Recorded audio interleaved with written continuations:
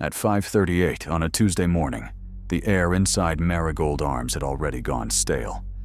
The building sat on Lucerne Street, 3 blocks from the dry river channel, and 1 block behind the row of closed check-cashing stores.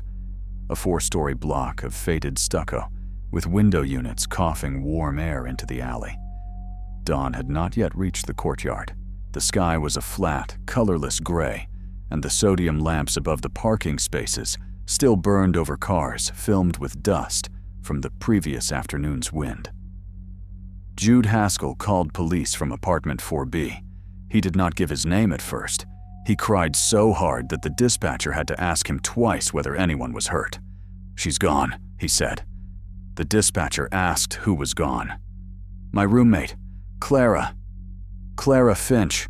She's gone, and her phone is here. And I don't know what she did. I don't know where she went." His breathing came in sharp pulls. In the recording, there were 3 small sounds between his words: the buzz of an old refrigerator, the scrape of a chair, and the hollow knock of his fist against something wooden. He told the dispatcher he had come back from work 10 minutes earlier and found Clara's bedroom door open, her dresser drawer pulled out, her favorite canvas duffel missing from the closet. Her phone was on the kitchen table with the screen cracked in the corner, though he said Clara never went anywhere without it. Her keys were gone. Her shoes by the door were gone. The little blue rain jacket she kept on the back of the chair was gone, although no rain had fallen in South Avenel for 41 days. "She's been scared," Jude said. "She wouldn't listen to me. She kept saying she could fix it." The dispatcher asked what she had been scared of. Jude said, "Troy asked her. He kept coming around. He said she stole from his grandmother. He said people disappear for less." When the first patrol car reached Marigold Arms, Jude was standing barefoot in the hallway outside 4B, with his hands on top of his head. He was 30 years old, thin, pale beneath a summer tan, with dark hair stuck to his forehead and a work shirt buttoned wrong. Officer Priya Vance would later write that he appeared visibly distraught, disoriented, and cooperative. She noted that he repeated the same sentence several times before she asked him any questions. "I should have stayed home." Inside the apartment, nothing looked dramatic. That was what made the first hour so persuasive. Clara Finch's room looked like a room someone had left in a hurry, not a room where someone had been attacked. The bedspread was twisted. 1 drawer hung open. A makeup bag lay unzipped on the floor. A stack of folded eligibility forms from the municipal housing office sat on her desk, weighed down by a chipped mug full of pens. A narrow strip of morning light cut across a pair of sandals beside the bed. Her cell phone lay on the kitchen table, screen down, beside an empty glass and a half-sliced lime hardened at the edges. There was no blood, no broken lamp, no overturned chair. The apartment had the exhausted messiness of 2 working adults who kept opposite hours and cleaned on Sundays when they remembered. Jude spoke in fragments at first. He said Clara had come home from work upset the previous evening. He said she had received 3 messages from Troy Astor, whose grandmother lived 2 floors below them. He said Troy believed Clara had stolen a bundle of cash from his grandmother's apartment during a welfare check the week before. Jude insisted Clara had not stolen anything, but he admitted she had been acting guilty in that way innocent people act when they're tired of being blamed. He said he left for his night shift at Calico Parcel at 10:15 p.m., wearing the same gray work shirt he still had on. He said Clara was alive when he left. She had been sitting at the kitchen table, he said, twisting a paper napkin until it tore, saying she needed to talk to someone before morning. He asked her who. She would not answer. He said he clocked in at the parcel warehouse at 10:52 p.m. and worked until 5:04 a.m. He had taken the number 17 bus back to Lucerne Street because his own car needed a starter motor. He unlocked the apartment and knew something was wrong before he turned on the light because the chain was not set. Clara always set the chain when she was home alone. When Detective Helena Cross arrived just after 7, Jude had made coffee for 2 patrol officers and had not touched his own cup. He sat at the end of the couch with one knee bouncing and Clara's phone resting in an evidence bag on the table in front of him. His eyes were red. His voice was hoarse. He looked like a man trying to hold himself together for the sake of a woman who had trusted him. Helena Cross had been a detective in South Avenel for 11 years. She had learned to distrust performances, but she had also learned that grief often looked rehearsed because shock made people repeat what their minds could not process. Jude answered her questions before she finished asking them. He did not refuse consent to search the apartment. He gave the names of Clara's mother, her supervisor, her closest co-worker, the bus line she used, the clinic where she had once volunteered, and the diner where she sometimes stopped after late shifts. He wrote down Troy Astor's address without being asked. "Why do you think Troy would hurt her?" Helena asked. Jude wiped his face with both hands. "Because he came here Sunday. Because he got right up in the doorway and said she owed his grandmother $600. He had this little red receipt book and he kept tapping it against his hand. Clara told him to leave. He laughed. I told him to leave, and he said maybe Clara would learn what locked doors were for. Did Clara report that? She didn't want to make it worse. Did you? I should have, Jude said. It was an answer that would appear later on television, edited down to 6 seconds. A roommate's guilt. A good man blaming himself for not taking a threat seriously enough. The clip would run under Clara Finch's senior photograph from a community college newsletter and a newer picture of her smiling beside a paper banner at the housing office, where she helped older tenants fill out forms they did not understand. By noon, Clara's mother was at the apartment. Lorraine Finch arrived from Elm Parish in a borrowed sedan with a dented passenger door and a rosary hanging from the rearview mirror.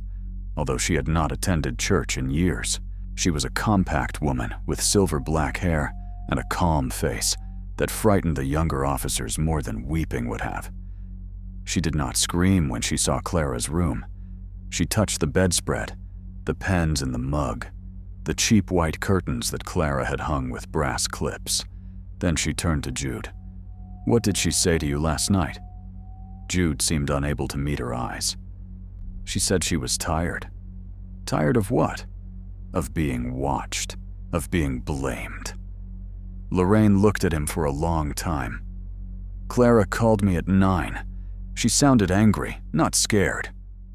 Jude blinked. "At Troy?" She didn't say. That was the first small wrong note. It was not enough to change anything. People withheld things from mothers. People sounded different to roommates and parents. People lied in pieces when they were ashamed. The official search began with Troy Astor because Jude's first story had given police a person, a motive, and a recent threat.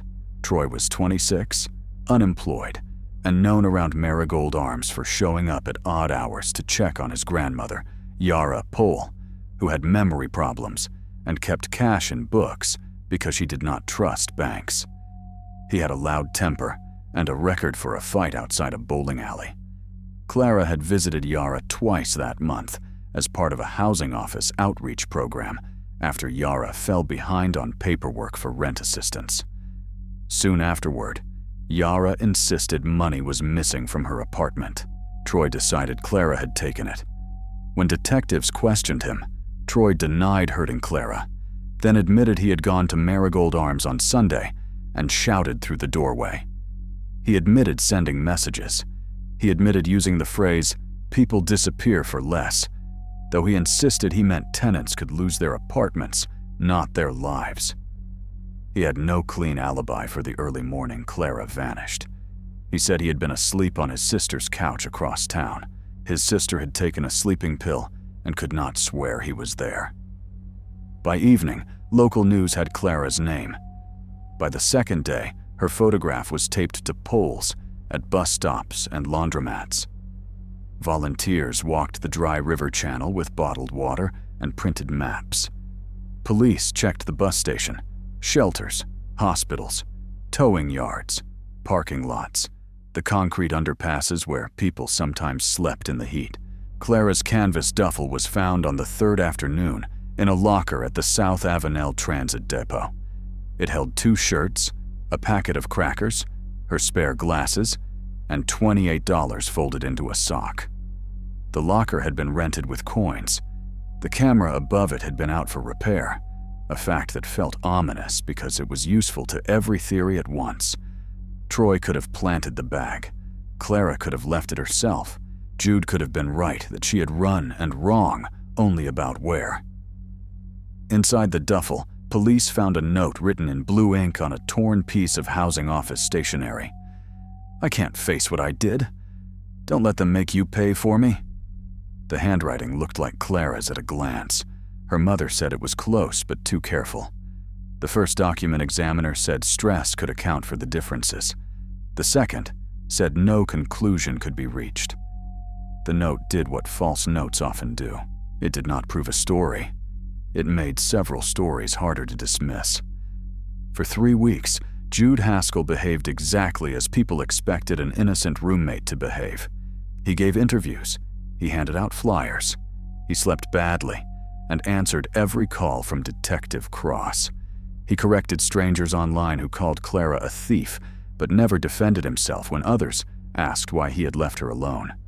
When Lorraine Finch came to town, he made space for her in the apartment, gave her Clara's pillow, and showed her how Clara watered the basil on the windowsill with a measuring cup because the sink sprayer leaked. The city watched him suffer and trusted him more for it. The case did not fail all at once. It thinned. A bus driver remembered a young woman like Clara boarding the 340 eastbound line, then changed his mind after seeing another photograph. A clerk at a discount motel thought Clara had checked in under another name, but the woman on the receipt was found alive in Marston County. A search dog tracked scent from Marigold Arms to the alley, then lost it near the trash enclosure, where half the building carried bags every day. Troy Astor's phone placed him near his sister's apartment around midnight and then stopped moving. That could mean he was asleep. It could mean he left the phone behind. Police searched his room, his car, his sister's couch, the shed behind his mother's house. They found marijuana, stolen tools, and a knife with no connection to Clara. They did not find Clara. At Calico Parcel, Jude's alibi seemed boring and solid. His badge had opened the employee entrance at 10:49 p.m. His ID appeared on 2 sorting scans after midnight. His supervisor, Sergio Platt, remembered seeing him near Belt 3 because one of the rollers jammed, and Jude knew how to kick the side panel without shutting the line down. The warehouse cameras were grainy and aimed more at packages than workers, but a slim man in a gray shirt moved through the frame at 1:16 a.m. with a stack of plastic totes. It looked enough like Jude that nobody argued. Helena Cross returned to Marigold Arms 4 times that first month. She spoke to tenants in doorways that smelled of fried onions, mothballs, bleach, warm dust. She learned the building's rhythms: who woke before dawn, who smoked on the stairs, who used the laundry room after midnight because the machines were cheaper then. She stood in the rear service corridor, a low-ceilinged passage behind the ground floor storage cages, and listened to the hum of electrical panels. Jude had keys to those cages because he helped the building owner, Etta Wold, with minor repairs in exchange for reduced rent. That was noted. It did not seem sinister. In buildings like Marigold Arms, someone always had keys. One tenant, Imogene Pry in 2C, said she heard wheels in the service corridor around 2 in the morning on the night Clara vanished. Not suitcase wheels, she said. Something heavier. A cart. But Imogene was 81, half deaf in one ear, and took medication that made time unreliable. She also believed the man in 3D was stealing her newspaper, even though 3D had been vacant for 6 months. Another tenant said she heard Clara's voice in the courtyard before dawn. A third said Clara had been planning to leave anyway. A fourth insisted Clara was too practical to run without her phone. The statements contradicted one another until none could stand alone. After 6 months, the posters faded from white to the color of old bone.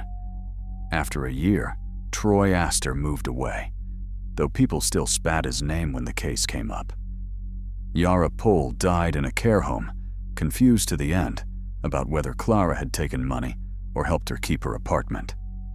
Jude moved out of 4B and into a smaller place near the warehouse. He told Lorraine he could not keep opening Clara's bedroom door and expecting to see her. Lorraine did not blame him. She had learned there were many ways for a person to abandon a room. The case box went to a shelf. Helena Cross kept a copy of Clara's photograph in the inside flap because some photographs resisted being filed. A missing woman in a blue cardigan, one hand lifted to hold back hair in wind, the smile there and not there. Every few months, Helena called a number, checked a database, asked a neighboring county about remains found near drainage basins or highway shoulders. Nothing matched. Then Helena retired after a heart procedure in the spring of the 3rd year, and Clara Finch's file moved again, this time to a cold case cabinet that smelled faintly of cardboard and coffee. Marigold Arms changed, too. Etta Wold's son sold the building to a company that painted the exterior pale green and called it the Lucerne after removing the old sign. The courtyard fountain that had never worked was filled with gravel. The cracked mailboxes were replaced. The management office, once a narrow room off the lobby with a dead fern and a metal desk, was emptied for renovation.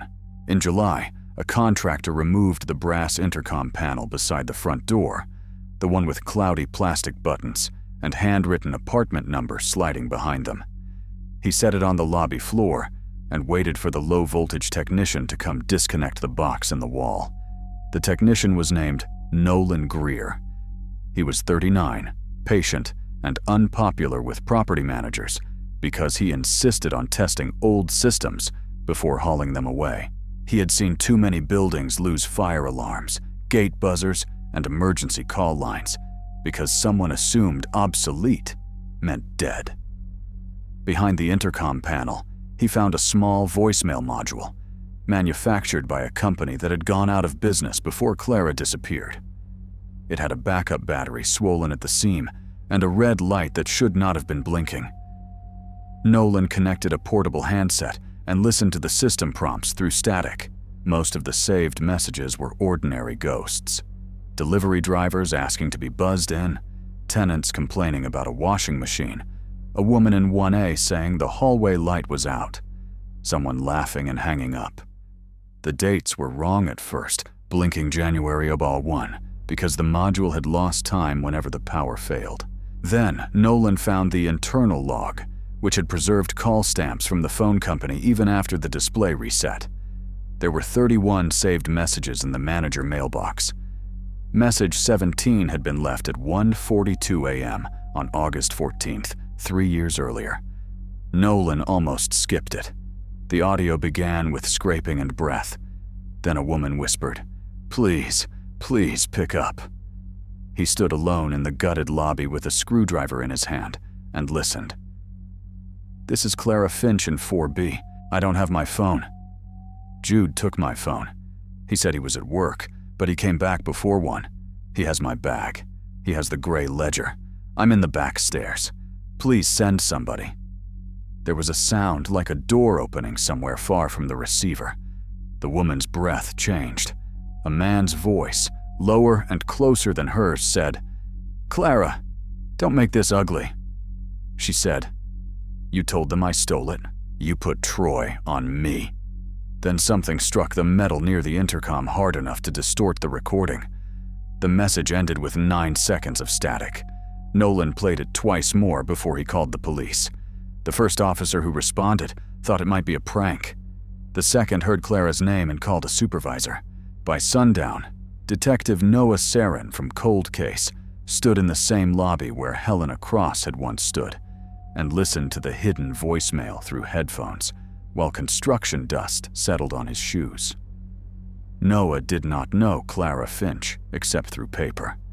He knew the shape of her disappearance, the arguments for Troy Astor, the duffel at the bus station, the note, the roommate with the warehouse alibi. He knew the file had not accused Jude Haskell because suspicion needs something to stand on. The voicemail gave it a floor. It did not solve the case. It shattered the old beginning. The timestamp mattered first.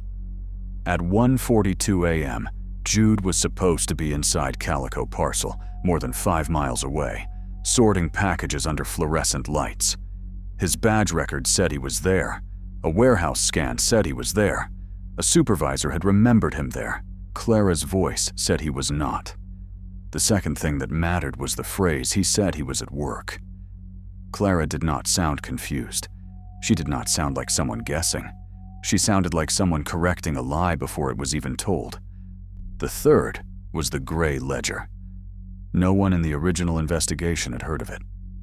Lorraine Finch heard the voicemail the next morning in a room at the police department with beige walls and a humming air vent. Noah warned her first. He told her there would be Clara's voice, and it would be difficult, and she could stop at any time. Lorraine sat with both hands folded in her lap. "Play it." When Clara whispered please, Lorraine closed her eyes. When Clara said Jude's name, Lorraine opened them again. There was no sob. There was no collapse. The grief that rose in her face had waited 3 years and had learned to stand upright. "She called for help from inside the building," Lorraine said. "Yes." And nobody heard. Noah looked at the recorder on the table. The message went to the manager mailbox. Etta Wold was in the hospital that week. Her son told detectives he checked the office line, but this wasn't on that line. It was stored in the intercom module. Lorraine nodded slowly, as if each fact had weight and had to be placed somewhere inside her without breaking anything. Jude played me her favorite song the day after she disappeared. He stood right in her room and played it from his phone. Noah did not answer.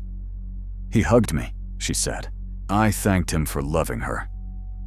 The new investigation began not with a search party, but with a table. Noah Sarin spread Clara's old file across the cold case room, then added fresh documents in red folders so no one could mistake them for assumptions. The voicemail was copied, sealed, authenticated, and sent to the State Audio Lab. The intercom module was photographed in place, removed by warrant, packaged, and driven to evidence by an officer who did not stop for coffee. Nolan Greer gave a statement describing exactly how he found it, where he connected the handset, what he heard, and who had touched the device before police arrived. The legal problem was immediate. The defense would say the module's clock was unreliable. They would say the voice could be mistaken.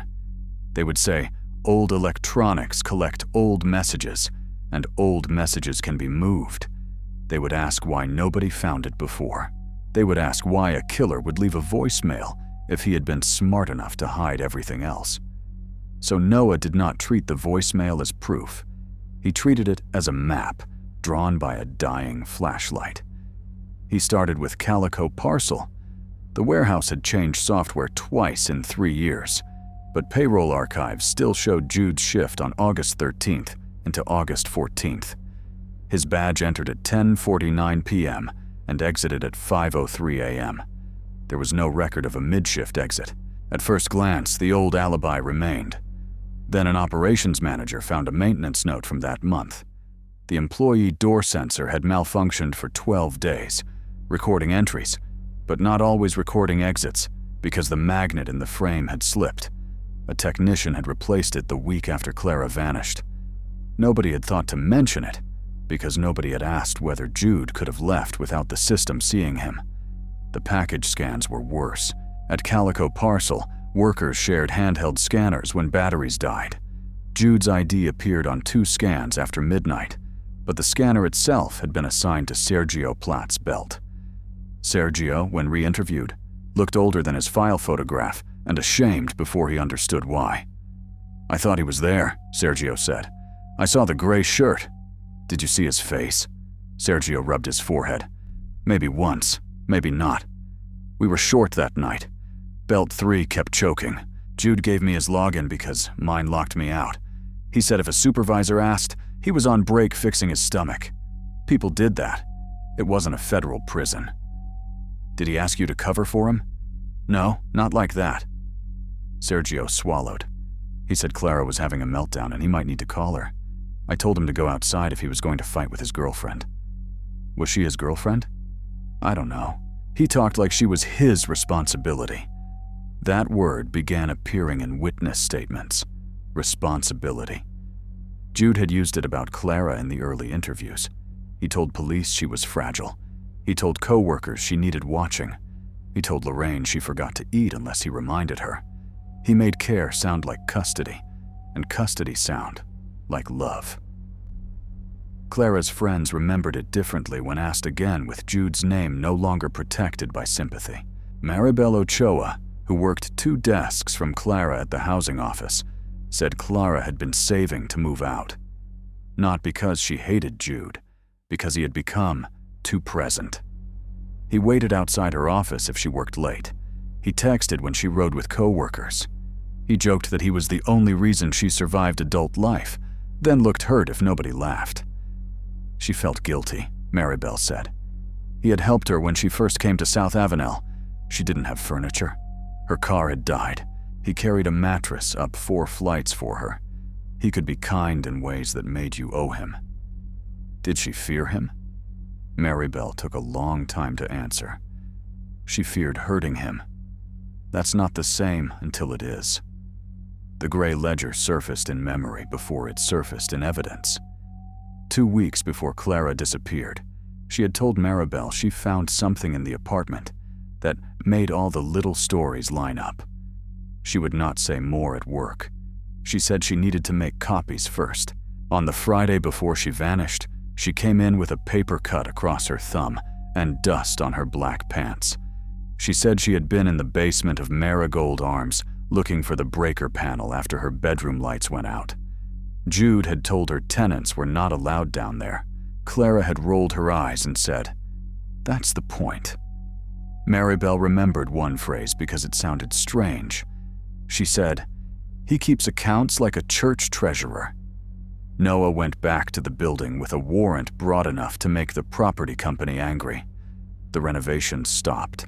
Tenants watched from the courtyard as crime scene technicians opened storage cages and photographed pipes, utility doors, floor drains, old paint cans, stacked tiles, abandoned bicycles, a broken crib, a Christmas tree wrapped in plastic. The new management had thrown away much of what Jude had once controlled, but basements remember through stains, screw holes, and outlines and dust. Behind the laundry room, there was a service corridor that ended at a locked metal door painted the same beige as the wall. The new property manager said it was an electrical closet. The old building plans called it cold room access. Marigold Arms had not always been apartments. In the 1940s, the ground floor stored produce for markets along Lucerne Street. The cold rooms had been sealed during conversion, some filled, some forgotten. The beige door opened onto a narrow space with a low ceiling and a smell of mineral dust. Nothing inside looked like a grave. There were shelves of old tiles, a rusted fan housing, a folded ladder, and a row of plastic buckets. On one wall, a patch of drywall had been installed badly, the seams too neat around the edges, and the paint a half shade different from the rest. Noah stood there with a flashlight, looking at the square of wall. "Was this in the old photos?" he asked. A crime scene tech checked the images from the original search. The cold room access door had not been opened then. Etta Wold's son had told officers it led to live electrical panels and that he could not find the key. Jude, who had assisted with maintenance, had stood in the corridor that day and said nothing. They did not tear open the wall immediately. They photographed it. They brought in a structural engineer.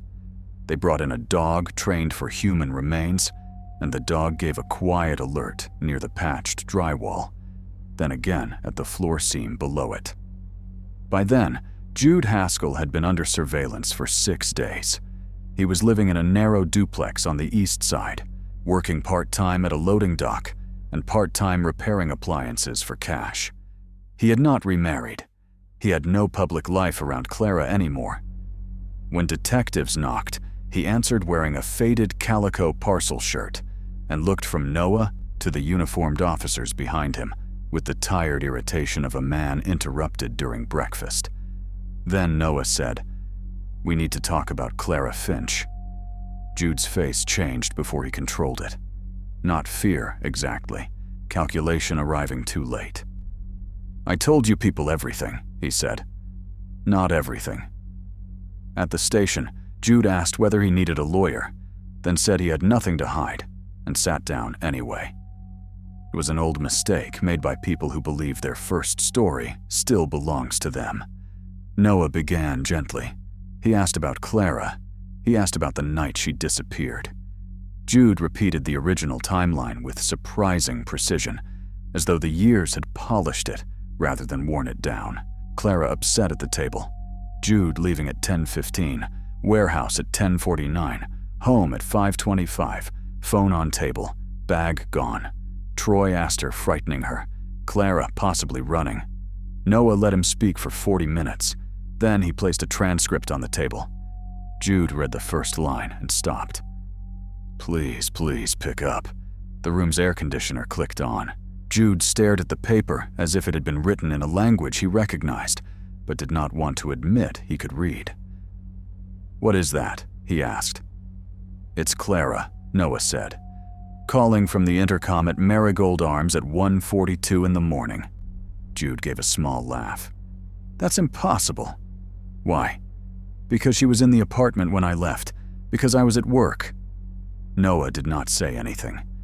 Jude pushed the transcript back. "Old system, right?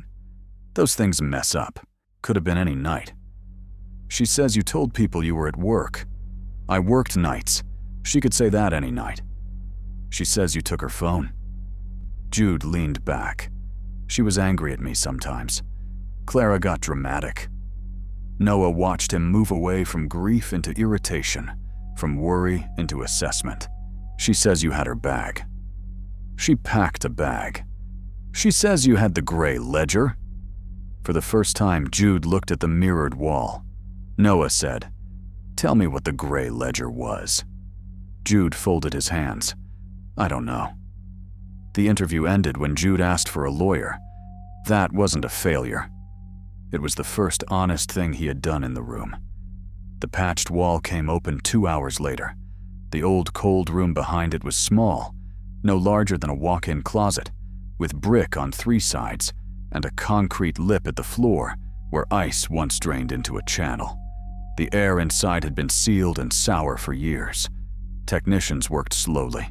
Nobody spoke more than necessary. They found a maintenance tarp, a belt from a blue rain jacket, and human remains later identified through dental records as Clara Finch. The medical examiner could not determine a precise cause of death after 3 years in that environment, but found injury consistent with a fall or blow. There were fibers from the stairwell carpet on the tarp and gray paint on the jacket belt. In a plastic sleeve tucked behind a loose brick, they found a ledger with a cracked gray cover. It was not dramatic. It was columns, apartment numbers, names, dates, amounts, keys copied, cash found, money orders intercepted, security deposits borrowed, notes about who forgot to lock doors, who kept envelopes in kitchen drawers, who could be frightened by a letter from management.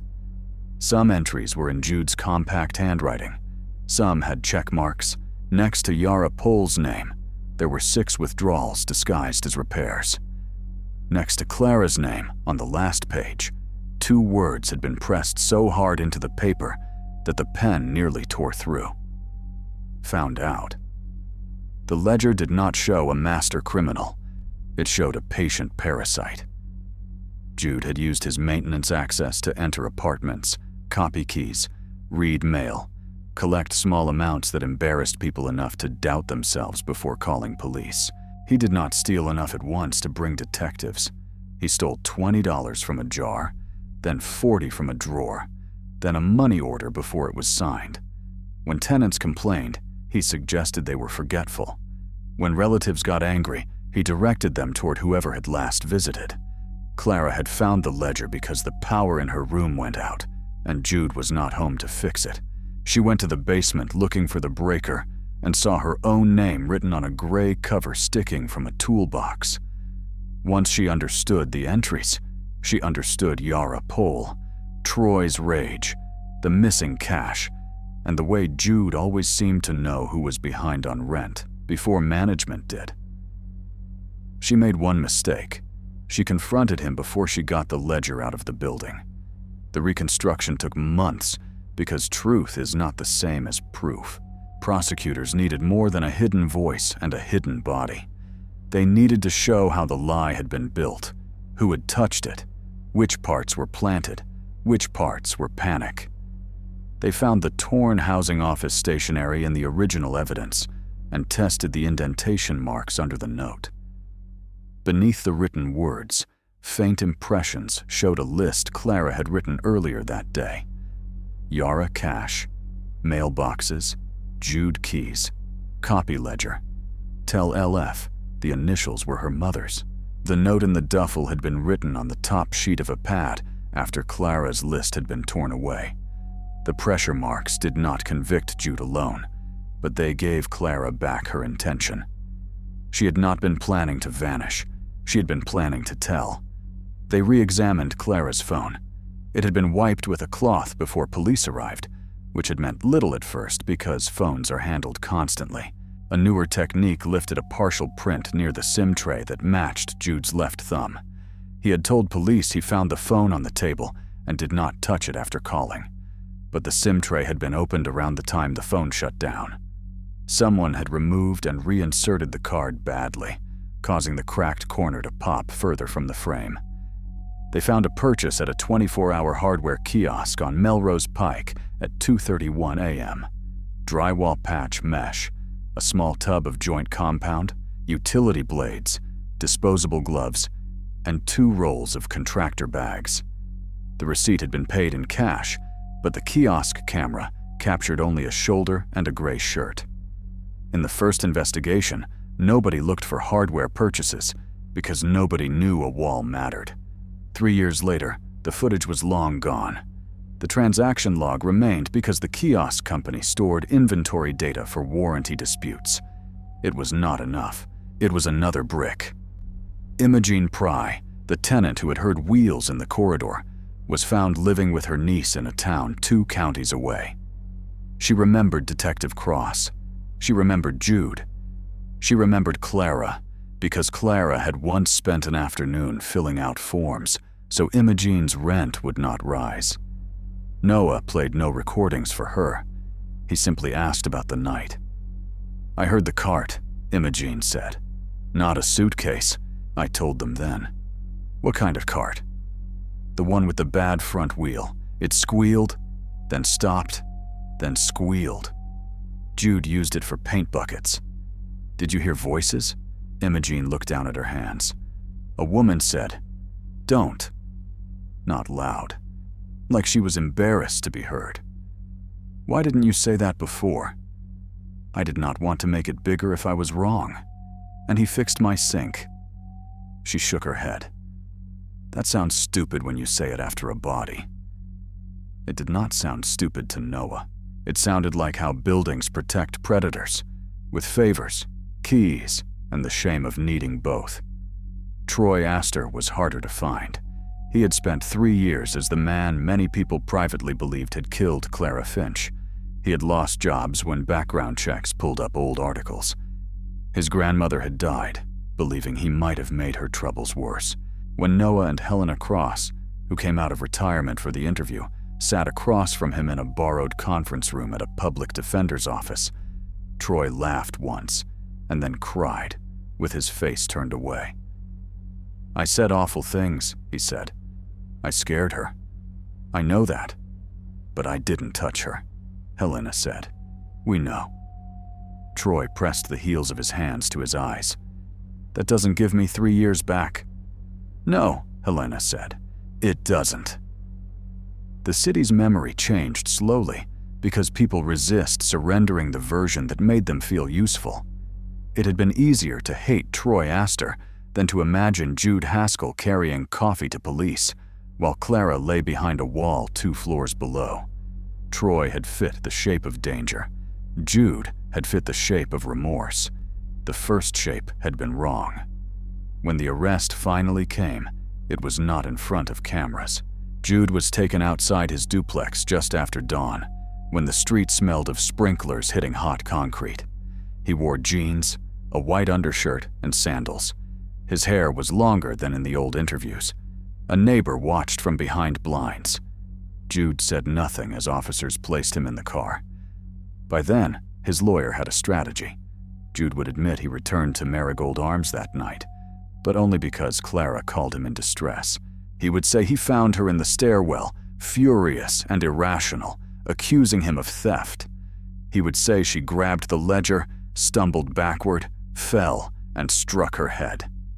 He panicked because he thought nobody would believe him with Troy already angry, and Clara's notes misunderstood. He staged the disappearance after she died, not before. He was guilty of concealment, not murder. It was a story built after the voicemail because the old one had been destroyed. Like the first story, it contained enough possible human weakness to invite mercy. Panic, accident, shame. A bad choice after a terrible moment. The prosecutors answered with sequence. If Clara had fallen accidentally and Jude had panicked, why remove her phone before the fall? Why take her bag? Why carry the ledger away? Why rent a transit locker? Why write a note in her hand? Why tell police at 5:38 that Troy had frightened her before anyone found the duffel? Why direct detectives away from the basement while standing feet from the cold room door? Why keep appearing beside Lorraine Finch as though closeness were proof of innocence? Most of all, why did Clara whisper from the back stairs that Jude had already told a lie no innocent man had yet needed to tell? The trial began in late October, when the heat finally broke, and the trees along Lucerne Street dropped small, dry leaves into the gutters. Clara's photograph stood on an easel near the prosecutor's table, not because the jury needed to know she had smiled, but because the courtroom had a way of turning vanished people into schedules, exhibits, objections, and expert reports. Lorraine sat through every day. She wore the same dark jacket and took notes in a small spiral pad. On the first page, she had written Clara's name and underlined it once. She did not look at Jude when he entered. Jude looked at her only once, on the first morning, then never again. The hidden voicemail was played on the 4th day. The courtroom had already heard from Nolan Greer, who explained the intercom module with the humility of a man aware that old plastic and wires had done what people failed to do. They heard from the phone company engineer who authenticated the timestamp. They heard from the audio analyst who identified Clara's voice through old birthday videos and workplace recordings, and Jude's voice through police interviews, warehouse training clips, and the 911 call. The analyst did not claim certainty beyond science. She said the male voice was highly consistent with Jude Haskell and inconsistent with every other comparison sample provided. Then the prosecutor pressed play. "Please, please pick up." The sound filled the courtroom badly, thin and damaged, as if it had traveled through walls to get there. Clara's whisper made people lean forward. The jury heard what Nolan had heard in the gutted lobby. They heard the breath, the words, the opening door, Jude's voice saying, "Clara, don't make this ugly." They heard Clara say, "You told them I stole it. You put Troy on me." They heard the strike against metal. They heard static. Lorraine did not close her eyes this time. She watched the jury. Jude watched the table. His lawyer argued that the phrase, "Don't make this ugly," did not prove intent. People say strange things in arguments. People confront, threaten, misremember. The defense suggested Clara had suffered a fatal accident after lunging for the ledger.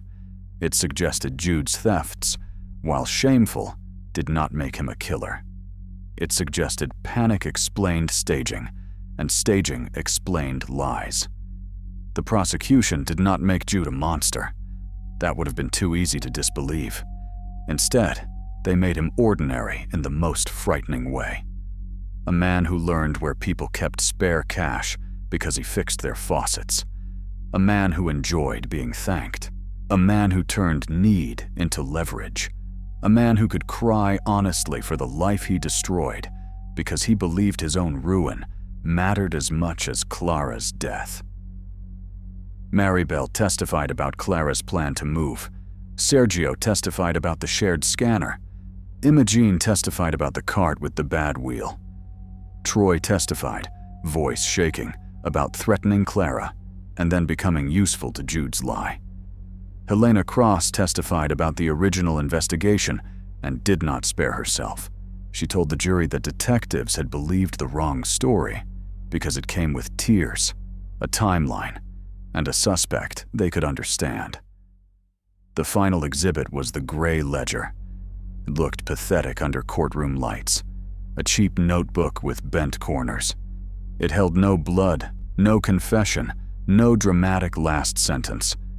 But when the prosecutor turned its pages on the overhead screen, apartment by apartment, dollar by dollar, the jury saw the hidden architecture beneath Clara's disappearance. Jude had not invented a lie in a moment.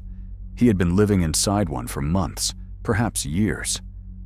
Clara had opened the wrong notebook and seen the beams. The jury deliberated for 9 hours.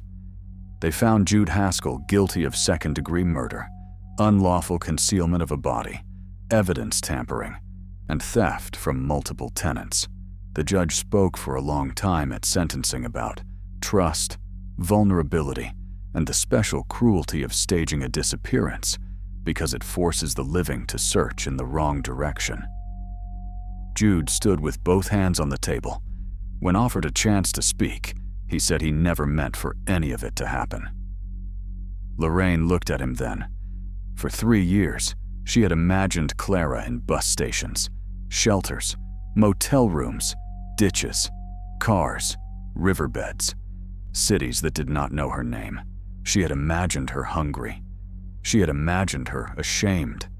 She had imagined her alive and choosing silence, then hated herself for the relief that came with anger, because anger was easier than helpless love. Jude's lie had not only hidden Clara's body, it had rearranged her mother's grief into shapes that hurt to remember. After sentencing, Lorraine went back to Marigold Arms once. The building no longer carried that name on the front.